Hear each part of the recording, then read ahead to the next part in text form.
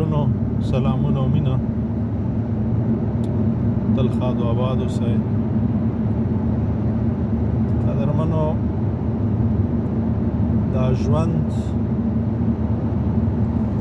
د خوندونو د بریاو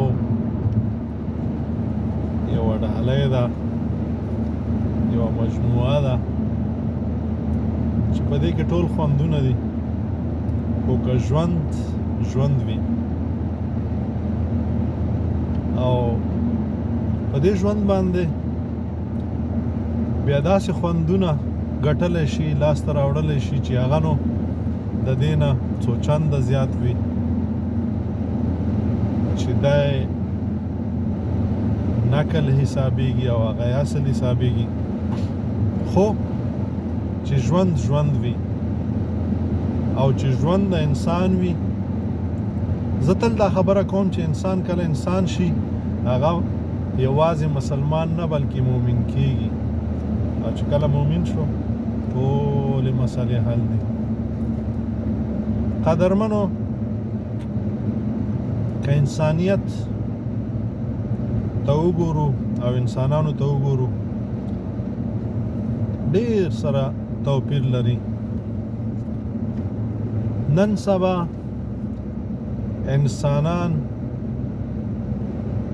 زه خو چې په خپله ورته فکر وکم، ډېر عزیزان، ډېر ملګري، ډېر وطنوال او ډېر هغه خلک چې زما په خبرو پوهیږي، هغوی به ورته په بل نظر ګوري. خو که زما په نظر ورته وګوري، څنګه چې ما په ژور نظر ورته لیدلی دي او ورته ډېر فکر ما کړی دی او ګورم هر یو شي ته، نو نن دغه وحشتونه چې مونږ یې کوو، دغه غصبونه چې مونږ یې کوو، او دغه تورونه چې مونږ یې کوو، او دغه غلاګانې او دغه منافقتونه او دغه د نورو حقونه خوړل چې مونږ یې کوو، د دې نه کفار هم ځان لرې ساتي. یعنی موږ دومره ظالمان یو چې سره د اسلام، سره د مسلمانۍ، سره د قرآن، سره د حدیث، سره د 5 وخته منځونو، سره د روژو، سره د ذکرونو، سره د تلاوتونو، سره د دې چې د علماء کرامو هر ورځ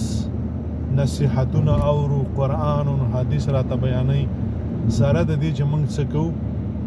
د هغې نه انسانیت عاجز دی. یعنی کفار دا کارونه نه کوي. دا خو زموږ او ستاسو یو تکیه کلام دی، متلونه دي. کافر خو نه یم، آخر خو مسلمان یم، کافر هم داسې نه کوي، د کافر مال خو نه دی. دا داسې موږ او تاسو ته راپاتې دي. لا خو به داسې و چې مخکې وخت کې به کافر زموږ غوندې ظالمانانو د خلکو مالونه به یې خوړل، د خلکو ژوند سره به یې لوبې کولې، د خلکو حیاګانو سره به یې لوبې کولې، د خلکو حقونه به یې غصب کوله، او مسلمانان به ډېر سم وو څنګه چې فکر کولی شو. خو نن خبره سرچپه ده. یعنې تاسې باور وکړئ، یا خو به د ما سره داسې کېږي، یا خو موږ یې اورو چې دغه کارونه، دغه وحشتونه چې موږ یې کوو، د نه کولو دي، نه یې باید وکړو او نه م باید کړي وای. را به شو موضوع ته چې دا ژوند د خوښیانو، د خوندونو، د مزو، د سیلونو یو مجموعه ده، او په دې چې څه ګټلی شو، هغه نو بیا نور اصیل دی وي چې دا مولان داسې وایي چې دی نقل دی او هغه اصل دی. زما په اند باندې زه په خپله د ډېرو انسانانو سره اړیکې لرم، د ځان پوهولو دپاره او د څه زده کولو دپاره. هغه که زمونږ او ستاسو په څیر دي، او که ښه مؤمنان دي، ښه مسلمانان دي، او علماء کرام خو دي د هغې نه بغیر خو زمونږ او ستاسو ژوند مشکل دی ولې چې علما نه وای موږ به نه وای که علما نه وای موږ او تاسې به قرآن او حدیث د چا نه زده کولی او داسې نور د دې سره پخوا کې بیا بېدینان په هغې کې بیا بت پرست اور پرست دهریان چې هېڅ هم نه مني عیسایان یهودیان د ټولو سره تاسې باور وکړئ چې وڅرخم یا خو به زه فکر کوم چې یا الله دا سړی ځان ښه بولي که نه چې ولې دا مسلمانان ښه نه دي یا به دا فکر وي او یا خو واقعا چې مسلمانان نن ډېر وروسته پاتې دي په هغو ژمنو کې چې دوی کوي چې هغه د اسلام دي ما وویل چې دغه ژوند د خوندونو مجموعه ده تاسې باور وکئ چې یو سړی ژوند ولري او ژوند د پوهې نه بغیر نه کېږي ژوندی به وي خو ژوند به نه لري پوهه ولري نو دی چې د خدای عبادات کوي او د خدای اوامر چې د پاره دی هغه ټول پوره کوي چې هغه مور او پلار خویندرونه خپل خپلوان وطن قام ملت او ټول انسانیت ستا په سر دی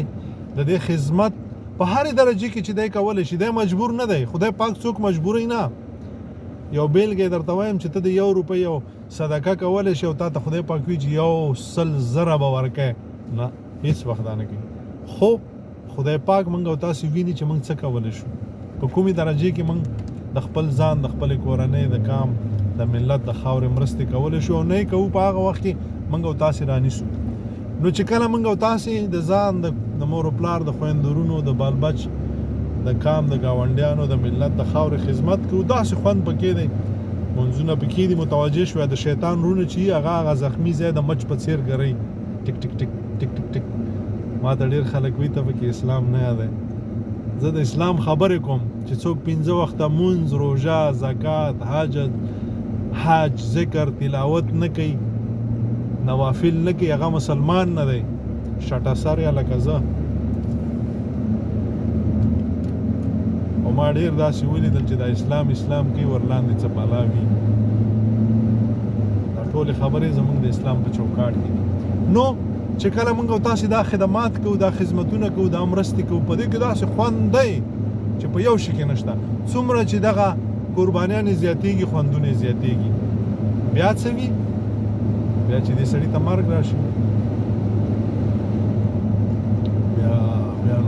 بیا خو هلته نورې مزې دي خوراکونه دي څښاکونه دي ښایسته هواګانې دي ونې دي میوې دي کښت دی ګیر دی خوسی به کوي پهلواني به کوي ملګري به وي او درزو غپ به وي او بس څه چې خدای پکې ایښي وي ما پکې فکر نه دی کړی ولې چې رښتیا درته وایم دا خوراکونه او دا څښاکونه او دغه شیان کوي وي دي خورم که نه وي نه دي وي په کیسې کې نه نو زما په نظر باندې دا په جنت کې د حورو د علمانو چې ډېر زیات شوقیان دي هغه دلته هم د دې شیانو شوقیان دي نو اسره پرې نه کوي د ورځې شیخ او د شپې په تیارې کې که شی په لاس ورشي اسره پرې نه کوي نو هلته بیا دا مزې وي دي کوو به نو دا په څه کېږي دا په پوهې کېږي پوهه د کوم ځای نه زده کېږي د علما کرامو سره کښېنئ چې سار ورک شي او ماښام پیدا شي هغې ته ورک شوی مه وایئ که په هر عمر کې یاستی زده کړې وکړئ قرآن زده کړئ حدیث زده کړئ لیکل هم زده کړئ یو څه لوستل هم زده کړئ صحیح دی